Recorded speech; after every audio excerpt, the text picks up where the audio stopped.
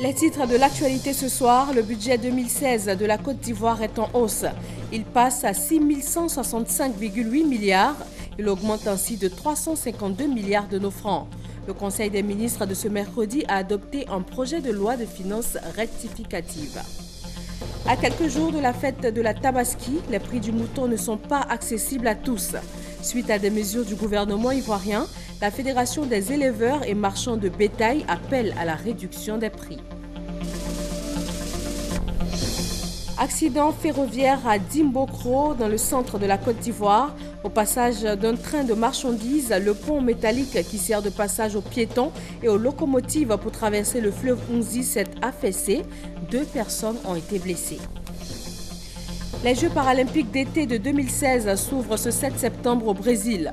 5 athlètes ivoiriens y participent, en dynamophilie et en athlétisme. L'Ivoirienne Fatim Diasso entre en lice demain. Elle est alignée aux 100 mètres catégorie des non-voyants. Mercredi 7 septembre, bonsoir à tous, bienvenue dans le 20h, vous êtes sur RTI 1. Le directeur général du groupe français international Colas, spécialisé dans la construction des routes, a été reçu par le chef de l'État ivoirien. Ce groupe est présent en Côte d'Ivoire depuis plus de 50 ans. Il entend accompagner l'État dans le développement des infrastructures routières. Chiram Kofi Abolin. Avec son expertise avérée dans le domaine des travaux publics et plus précisément dans la construction des routes, le groupe français international Colas se dit prêt à accompagner la Côte d'Ivoire vers le développement. Un engagement que son directeur général Thierry Junestar est venu confirmer ce mercredi au président Alassane Ouattara. J'ai eu le plaisir d'être reçu en entretien par son Excellence et ça nous a donné l'occasion de passer en revue plus de 50 années de collaboration entre Colas et la Côte d'Ivoire et de voir dans quelle mesure nous pouvons continuer à apporter notre savoir-faire, la grande qualité de nos travaux et participer pour les années à venir au développement des infrastructures ivoiriennes. Cet engagement de l'international Colas devrait trouver écho favorable auprès de l'État ivoirien. Le 3 août dernier, le gouvernement avait approuvé la mise en œuvre d'un ambitieux programme national de développement du réseau routier pour la période 2016-2025. Coût de ce programme, 3 360 milliards de francs CFA. Tout juste avant cette rencontre, le chef de l'État a présidé un conseil des ministres. Le budget 2016 de la Côte d'Ivoire augmente de 352 milliards de francs CFA. Le Conseil des ministres de ce jour a adopté un projet de loi de finances qui le rectifie. Il passe donc à 6 165,8 milliards de nos francs. Jérôme Kofi Abolin. Il passe de 5 813 milliards de francs CFA à 6 165,8 milliards de francs CFA.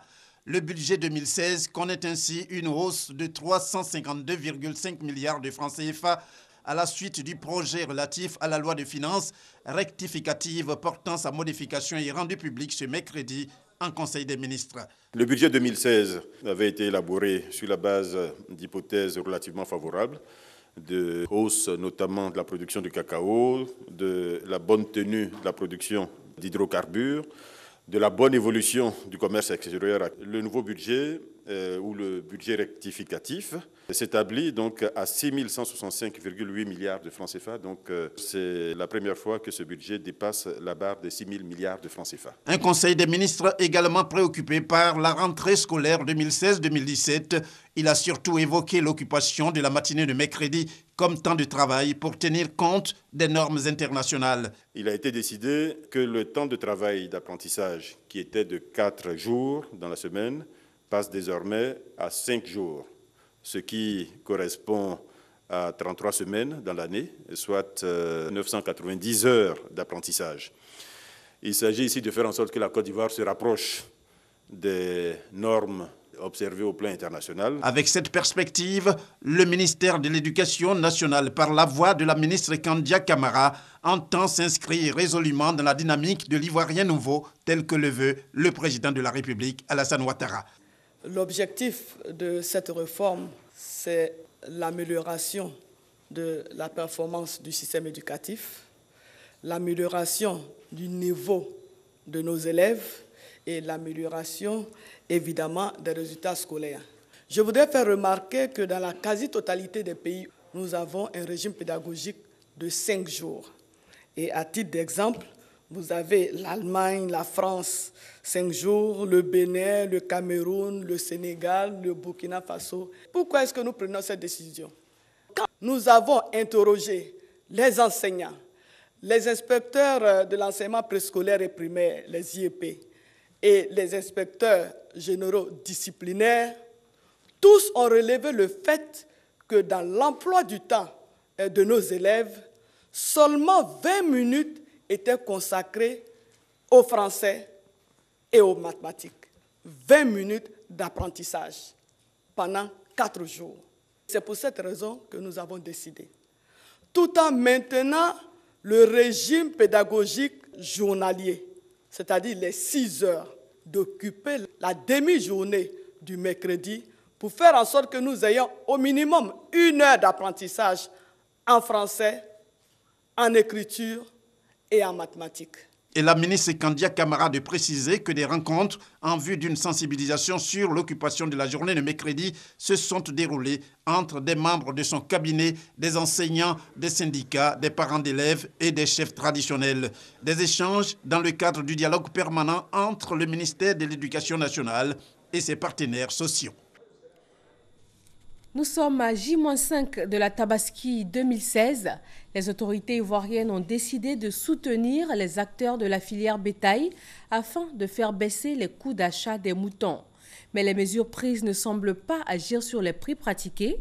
La Fédération de l'Union régionale des éleveurs et marchands de bétail plaide alors pour la réduction des prix du mouton. Grâce Kando. À 5 jours de la fête de la Tabaski, le parc à bétail de Port-Boué ne désemplit pas. Les autorités ivoiriennes apportent aussi leur contribution. Réduction du coût des enclos aménagés pour accueillir les bêtes, dispositions sécuritaires prises sur le parc à bétail, frais routiers allégés. Autant d'actions menées aux côtés des différents acteurs de la filière bétail. Des dispositions qui devraient permettre de revoir à la baisse le prix du mouton. Il fait un effort. Il y a des enclos de 30 000. Avant, c'était à peu près que c'est beaucoup ou pas beaucoup, il faut payer 200 000. On remercie le script et la mairie parce qu'on s'est battu chaque année pour ça. Et cette année, c'est fait. C'est l'appel que je peux lancer à tous les vendeurs de moutons, de tenir compte de ça. Vraiment de vendre pour que tout le monde puisse avoir son mouton. Parce que si on ne vend pas le mouton et qu'à partir du dimanche soir, le mouton reste sur la bras, tu es obligé de faire retourner au Mali ou au Burkina. Je crois que ce n'est pas nécessaire. Tout le monde veut gagner l'argent, mais il faut voir un prix raisonnable pour que tout le monde puisse acheter le mouton à faire le service. Aussitôt l'appel lancé, cet imam dit avoir acheté 2 moutons à prix réduit. On nous a donné ce mouton à 75 000 francs. Ce mouton à 70 000 francs. Vraiment, c'est bon. Le prix est abordable. Pendant que certains optent pour l'achat du mouton, d'autres préfèrent s'orienter vers les bœufs. Je préfère prendre au moins un bœuf à 300 000 ou 250 000 qui peut nourrir à 30 à 40 personnes dans la famille. Comme la viande aussi est beaucoup, donc ça va nous permettre de partager la viande à des voisins aussi, et les inviter. Un choix qui ne déteint pas sur la valeur spirituelle du sacrifice. L'islam a montré que vraiment, si tu as les moyens pour pouvoir tuer un mouton, tu peux immoler un mouton. Si tu as les moyens aussi pour immoler aussi un bœuf, tu peux acheter un bœuf aussi pour immoler. Si tu as les moyens aussi pour pouvoir tuer un cabri, immoler un cabri, tu peux faire. Quel que soit, ça n'a qu'un chameau aussi. Si tu as les moyens aussi pour pouvoir payer un chameau, tu fais. Tout ça, ça a été recommandé. Tout ce que tu pourras faire pour immoler une bête, tu le fais. La Tabaski est la fête la plus importante dans la religion islamique. Elle est aussi synonyme de générosité envers les pauvres et les nécessiteux. En attendant que cet appel à la baisse des prix du mouton soit entendu par tous, pour beaucoup, ce sont des prix encore inaccessibles, d'autant plus qu'ils préparent en même temps la rentrée des classes. Elle va se faire au lendemain de la célébration de la Tabaski. Alors la question casse-tête, comment ajuster son porte-monnaie à ces 2 événements qui coïncident?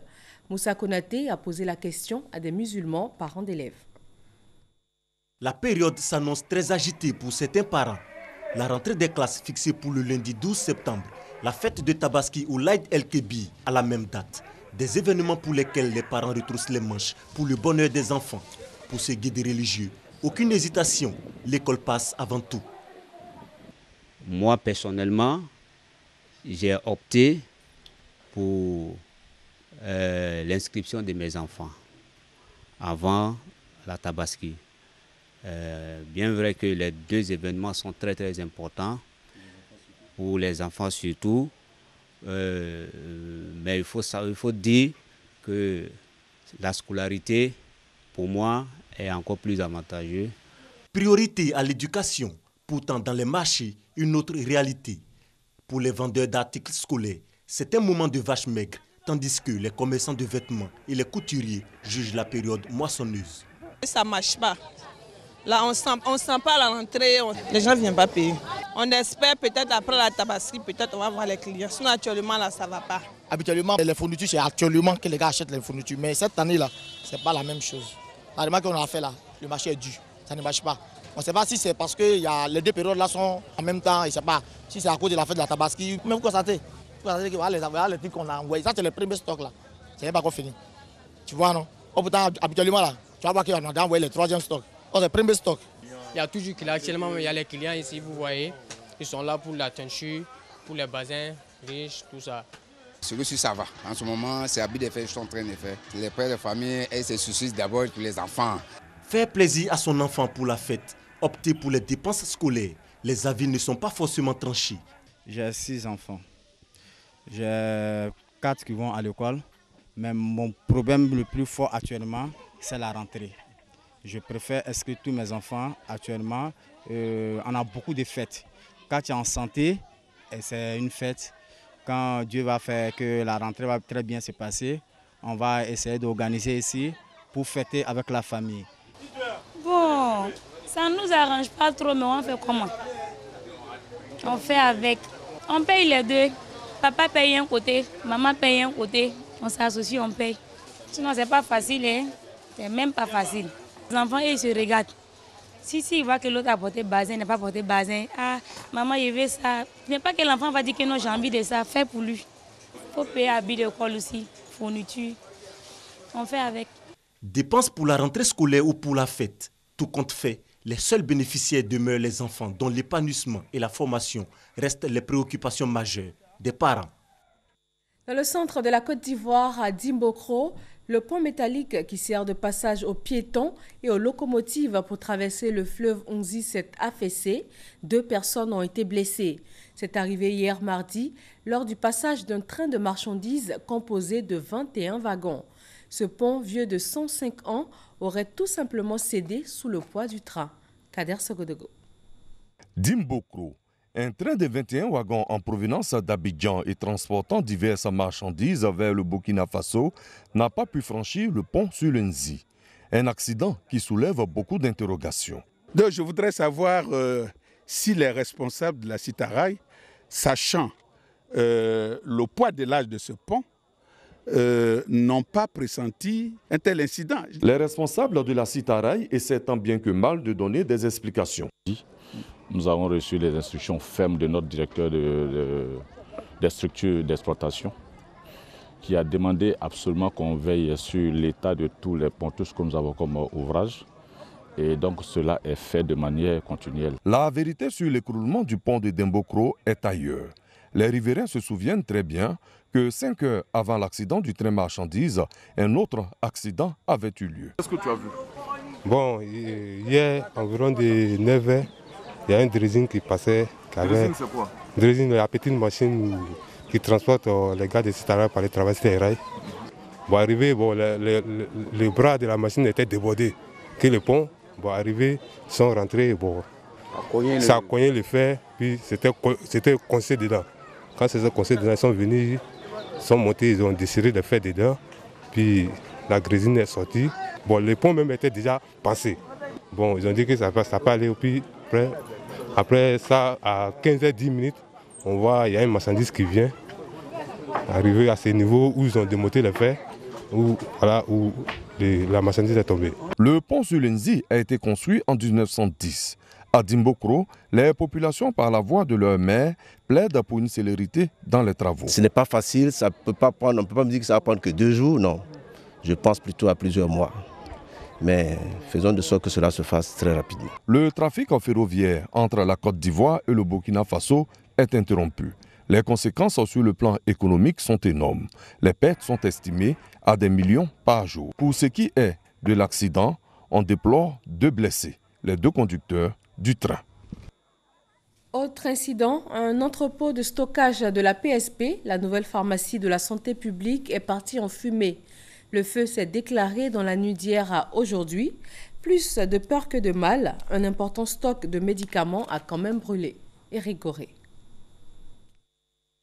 Voici ce qu'il reste de la zone d'expédition de la nouvelle pharmacie de la santé publique de Côte d'Ivoire, PSPC. Le bâtiment des produits pharmaceutiques prêts à l'expédition a été totalement détruit par le feu, emportant chambres froides et des dizaines de cartons de médicaments prêts à être livrés. L'incendie qui s'est déclenché vers 4 h du matin a été stoppé grâce aux portes coupe-feu du bâtiment et la promptitude des sapeurs-pompiers. Selon les responsables, il y a eu plus de peur que de mal. Le feu a été circonscrit. Il a permis d'avoir une petite quantité de stock qui était prêt à l'expédition, correspondant à 1 jour de livraison. Et plus de 95% des stocks sont disponibles et sont utilisables. Et dès cette heure, nous avons commencé à travailler en vue de la livraison à nos différents clients. Comme on le constate, le travail se poursuit à la nouvelle pharmacie de la santé publique. Le ministre de la Santé s'est rendu sur le terrain pour avoir plus de précisions. Ajoutons que les circonstances ne sont pas encore connues. La police a ouvert une enquête pour déterminer les causes. La Côte d'Ivoire a retenu l'attention lors de la conférence des ministres sur l'économie bleue et le changement climatique à l'île Maurice. Le pays a été cité en exemple grâce à son système de gestion de l'information environnementale et à l'utilisation des fours améliorés pour le fumage du poisson. Victorine Yaoyobwe, envoyée spéciale à l'île Maurice. La Côte d'Ivoire possède 550 km de littoral avec 5 points chauds qui sont Assini, Grand-Bassam, Port-Boué, Grand-Laou et San Pedro. Pour surveiller l'action de l'érosion côtière sur ces villes et communes, l'État de Côte d'Ivoire a mis en place le système de gestion de l'information environnementale en impliquant les maires. C'est cette participation inclusive qui a été fort appréciée à la conférence des ministres sur l'économie bleue et le changement climatique à l'île Maurice. Le député maire de Grand-Laou, Jean, a été spécialement invité pour faire partager cette vision. Au-delà de Grand-Laou, de la Côte d'Ivoire, où déjà le gouvernement ivoirien est sensibilisé sur la question, tous les pays africains qui sont présents à l'Institut de la Banque mondiale dans le cadre de ce grand forum, sur la nécessité de mettre en place un réseau au niveau des villes vulnérables, les villes côtières vulnérables, parce que nous avons les mêmes problèmes, mais malheureusement on n'a pas les moyens. Dans le cas d'un véritable réseau fort, nous pouvons avoir les moyens et on pourra mieux se faire entendre. Sur les 54 pays qui composent le continent africain, une trentaine ont une façade maritime et plus d'un tiers du produit intérieur brut de ces pays provient de cette zone. Ces chiffres expliquent bien pourquoi les États africains doivent se mobiliser davantage pour protéger ces côtes contre l'érosion. La Côte d'Ivoire s'y est engagée. Il reste maintenant à développer d'autres secteurs d'activité liés à la mer pour mieux profiter de l'océan. Autre succès de la Côte d'Ivoire salué à l'île Maurice, c'est l'usage des fours améliorés par les mareyeuses pour fumer le poisson. Le directeur général de la FAO a dit sa fierté que son institution accompagne la Côte d'Ivoire dans ce projet. Nous avons constaté que la Côte d'Ivoire perdait une grande partie de ses captures par manque de conservation. Alors, nous avons financé ce projet de fumoir amélioré avec les femmes qui a été mis en œuvre avec succès par le gouvernement. Oui, nous comptons le poursuivre et même l'implémenter dans les autres pays. La conférence des ministres sur l'économie bleue et le changement climatique a permis aux États côtiers et insulaires de l'Afrique de partager ce type d'expérience, de les mutualiser en vue d'obtenir des financements des bailleurs de fonds. Les bailleurs de leur côté assurent que le fonds vert est déjà disponible et attend des projets bien ficelés de nos États. Le changement climatique, la sauvegarde de l'environnement, des notions à prendre également en compte dans la pratique de l'agriculture. En Côte d'Ivoire, la riziculture qui se faisait de façon traditionnelle enregistre maintenant d'importantes innovations. Éric Goré nous en parle. Bakayoko Salif est consommateur de riz local. Sa fréquence de consommation est de 2 fois par jour, midi et soir. Il adore consommer le riz local, mais il ne s'est jamais intéressé à la culture. Comme lui, rares sont les consommateurs qui sont imprégnés des différentes étapes de transformation de cette denrée de première nécessité. Avant de se retrouver dans les assiettes, le riz local subit plusieurs transformations. Cap sur Divo, dans une rizière, à la rencontre de Soro Boukari, père de 2 enfants. Cette activité, il a apprise auprès de son géniteur. J'étais au nord, précisément à Silmentiali, où mon papa faisait le riz, au temps de la souderie. Et j'ai fait le riz avec lui. Les difficultés que nous rencontrons, c'est la main nue. On n'a pas de choses motoculteurs ou bien des trucs, des gens pour vous aider. Ici, on le voit récolter son riz, qu'il entasse et sèche avant de se retrouver dans une usine de transformation pour obtenir du riz blanc. Boukari cultive son riz de façon traditionnelle par faute de moyens. Et nous n'avons pas de moyens. Kader est aussi riziculteur depuis 8 ans. Assisté et encadré par des structures techniques, il a opté pour la culture du riz de façon moderne. Aujourd'hui, il a plus de 21 hectares de riz. Avant, on faisait l'hectare, 1, 2, 3, 4 tonnes par hectare. Quand l'OND est arrivé, l'OND nous a montré des stratégies. On fait 7 tonnes par hectare.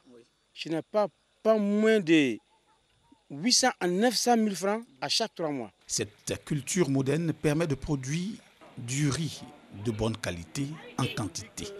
Mais pourquoi cette différence dans la production du riz? Réponse avec le directeur général de l'Office national de développement de la riziculture, ONDR. La différence est un peu due à l'insuffisance des moyens de l'ONDR. C'est très important. L'ONDR est en charge de prendre en compte l'ensemble des riziculteurs de Côte d'Ivoire, de les amener à mettre à disposition des Ivoiriens du riz qui est bon à manger.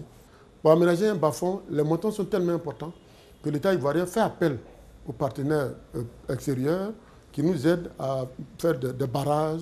En Côte d'Ivoire, ce sont plus de 200 000 hectares de bas-fonds qui ne sont pas encore aménagés faute de moyens. Dans moins d'un mois, le 1er octobre prochain, le règlement de l'UEMOA relatif aux véhicules poids lourds de transport de marchandises entre en vigueur. Il s'agit de l'harmonisation des normes et de procédures de contrôle de gabarit, du poids également de ces véhicules poids lourds. Le patronat des entreprises de transport routier sensibilise les transporteurs de plusieurs régions. Kader Sogodoko.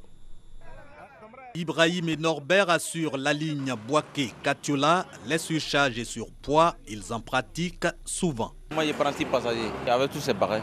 Avec les bagages là, c'est surcharge, on sait. Mais on va faire comme on est obligé. Parce que si on ne fait pas ça aussi, on ne peut pas avoir nos recettes. Pourtant, que de conséquences, surtout s'agissant de véhicules lourds. Inconfort de passagers, usure des engins et des routes. Fin donc des surcharges et surpoids le 1er octobre 2016. Le règlement 14 de l'UEMOA relatif à l'harmonisation des normes et procédures de contrôle du gabarit, du poids et de la charge des véhicules lourds entre en vigueur. Message du Haut Conseil du patronat des entreprises de transport routier de Côte d'Ivoire aux acteurs de Gbeke, Ambol, Ifou et Bélier. Nous conseillons aux transporteurs, aux conducteurs routiers de prendre toutes les dispositions nécessaires pour qu'au lieu d'embarquement de la marchandise, ils s'assurent qu'ils ont été pesés conformément aux dispositions de l'UEMOA et qu'ils prennent le ticket de pesage qu'ils présenteront à tous les contrôles. Objectif, confort de passagers, santé des infrastructures routières et du parc automobile ivoirien, voire de l'espace UEMOA. Les transporteurs sont unanimes, mais appellent l'État et autres émetteurs de marchandises à s'équiper en matériel de pesée pour la mise en œuvre effective de la mesure communautaire. Aussi abordé à cette rencontre, la concurrence déloyale, l'itinéraire des véhicules de l'Interland, des difficultés du secteur du transport. Un reportage de RTI Boaké signé Léon Brou. Un juge ivoirien à la tête de la Cour africaine des droits de l'homme et des peuples. Sylvain Auré a été élu président de la Cour le lundi 5 septembre dernier à Arusha en Tanzanie. À la tête d'une équipe de 11 juges, il entend mettre un accent particulier sur le droit des femmes. Adama Koné. Les juges africains viennent de choisir un Ivoirien comme président de la Cour africaine des droits de l'homme et des peuples. Le juge Sylvain Oré, élu lors de l'assemblée tenue le 5 septembre dernier à Arusha en Tanzanie. Sylvain Oré, après 6 ans de présence dans l'institution, a convaincu ses pairs par sa maîtrise des rouages de la Cour, par sa vision d'une culture pérenne des droits de l'homme en Afrique. En renouvelant les instances dirigeantes, il s'agit d'insuffler une nouvelle dynamique à l'institution. Désormais à la tête d'une équipe de 11 juges, l'Ivoirien Sylvain Oré devra compléter et parachever le mandat de protection de la Commission africaine des droits de l'homme et des peuples. Cette mission, il la mènera secondée par un juge kényan, Ben Kioko, en mettant un accent particulier sur les droits des femmes, comme voulu par la Cour depuis sa création il y a une dizaine d'années. La Cour peut examiner des affaires et contentieux liés à l'interprétation et l'application de la Charte africaine, du protocole relatif à la Cour et de tout autre instrument des droits de l'homme.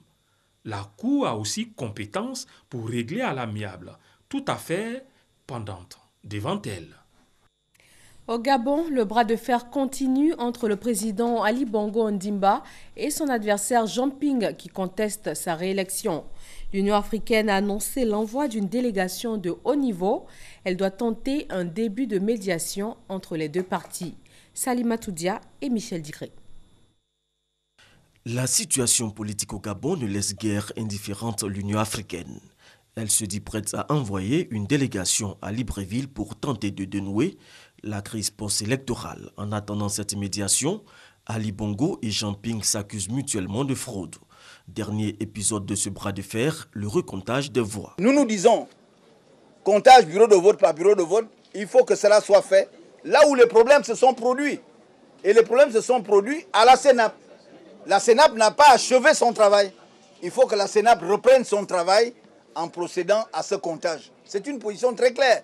Pour Ali Bongo, tout recours doit se faire devant la Cour constitutionnelle. Il s'agit de respecter la loi. Certains noms ne peuvent pas prétendre méconnaître la loi. C'est au niveau de la Cour constitutionnelle que l'on compte et que l'on fait le recomptage des bureaux de vote. Les deux camps restent campés sur leur position. La délégation de chefs d'État africains et de représentants de l'Union africaine et des Nations unies, attendue dans les plus brefs délais, devrait tenter de jouer les bons offices. Sport pour terminer, première destination le Brésil. Les Jeux paralympiques d'été de 2016 s'ouvrent ce 7 septembre. 5 athlètes y représentent les couleurs de la Côte d'Ivoire. Ils concourent dans 2 disciplines. La dynamophilie, qui comme l'haltérophilie, consiste à lever des barres, et l'athlétisme. L'Ivoirienne Fatim Diasso est alignée au 100 mètres catégorie des non-voyants. Cathy Touré l'a rencontrée. Elle sera la première des éléphants à fouler la piste à ces Jeux paralympiques 2016. À Rio, Fatim Diasso est alignée au 100 mètres, 200 mètres et au saut en longueur. C'est au 100 mètres que l'Ivoirienne démarre ce jeudi 8 septembre. C'est vrai qu'il y a le stress qui commence à monter, mais on essaie de pallier à tout ça et de donner le meilleur de nous-mêmes. Classée dans la catégorie T11, c'est-à-dire personne non-voyante, la 5e mondiale du 100 mètres ne compte pas se laisser faire, soutenue par son guide. Ma force aujourd'hui, je vais dire quoi, c'est mon guide déjà et puis c'est la volonté, le travail, tout le travail qu'on a battu durant le début de l'année et j'espère que c'est le moment que ça paye et j'espère qu'il va payer en ce moment-là. Le guide, lui, il permet à l'aide d'une corde, courir avec l'athlète. Et puis le guide est 2 fois plus supérieur que l'athlète, afin que la coordination puisse bien se dérouler. Un titre olympique serait le plus grand pour la championne de France 2013 du tripsaut, vice-championne d'Afrique au 100 et 200 mètres et championne de France 2015 du saut en longueur. Ici, en Côte d'Ivoire, la SEC Mimosa a tenu son assemblée générale élective. Roger Ouenien a été réélu, et ce pour la 7e fois consécutive. Arsène Kouassi et Sébastien Ouenien. Sans surprise, Maître Roger Ouenien rempile pour un nouveau mandat. Il a été réélu pour la 7e fois consécutive à la tête du conseil d'administration de la SEC Mimosa, face aux inconditionnels supporters et membres actifs du club jaune et noir. Benoît You, directeur de la SECOM Mimosa, a d'abord dressé le rapport moral, sportif et financier de l'exercice 2015. Un bilan sportif et financier peu reluisant, avec aucun titre et une perte de 99 687 076 francs CFA, soit 9 millions de plus qu'en 2014. Prenant la parole après cette réélection, le président sortant et entrant se dit déterminé à poursuivre l'œuvre. Cette élection n'est pas anodine. Elle détermine le destin de notre association. Maître Roger Wagné n'a pas manqué de révéler de grands projets en vue avec la construction d'un nouveau site à Bingerville, après Sol Béni, nommé Borobata. Borobata va s'étendre sur une superficie de 4,5 hectares et sa construction débutera dans 18 mois. Ce complexe comprendra 3 terrains d'entraînement, une salle de musculation, une salle couverte, omnisport, 2 piscines, un internat, une salle de classe pour l'académie, des chambres pour les mises au vert de l'équipe professionnelle et un bâtiment administratif. Merci de votre attention. Passez une excellente soirée avec nous sur RTI 1.